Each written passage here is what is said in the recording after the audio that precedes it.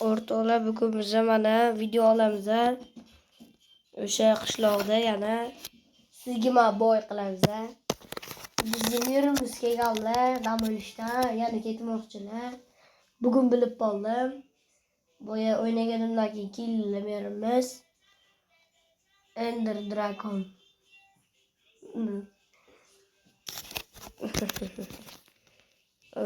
Mer. Kirib chiqib. Ya aytgancha polzim bir yig'ishtirib bo'ldim.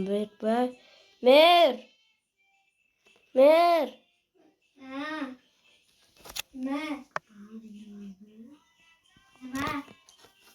Polzim yig'ishtirib bo'ldim. Ha, xo'p. Beraymi yo'qmi? Ha. Keyinroq ishxonaga kelsang, Ana bildim. keyinroq ishxonaga kelsang, pulingni beraman oyligingni. Xo'p. 5 minutdan keyin kelaman, pulimni tayyor qilib qo'ying. Ha.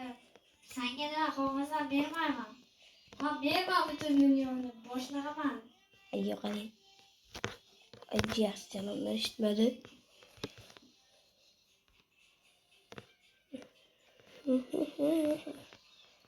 O'sha o'zini damim bo'lachi.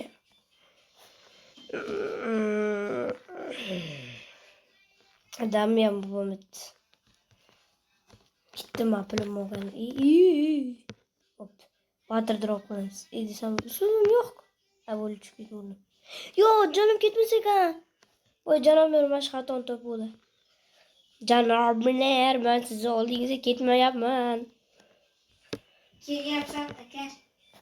Xo'p, necha so'm berishim kerak edi? 2 sak. Aha, xo'sh.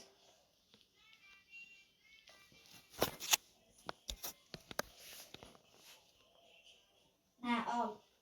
Bering. Na. La, olmazam berversiz-ku. Aytay. Vot. Majidilla o'zim rotkadan siz sotib olaman. Xohlagan. Hayır.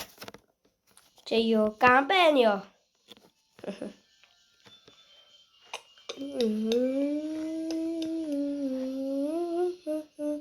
Bizni qishlog'imizda bitta mer almashib narsa qilishadi.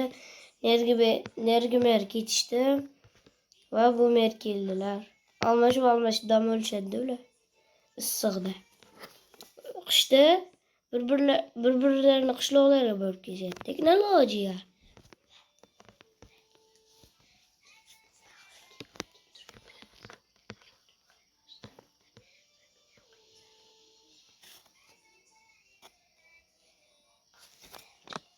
O'rtoqlar, keyin yurdan yo'qaman, hozir Zumrad tumanga tashab kelolay. Keldim janob mer oldiga. Janob mer, nima qilichingizni oldingiz? Janob mer, uxlab qoldingizmi? Yo'qmading-ku? Janob mer, uxlab qoldingizmi? Janob mer. Nima? Uxlab qoldingizmi? Nima qilichingizni shu oldingiz?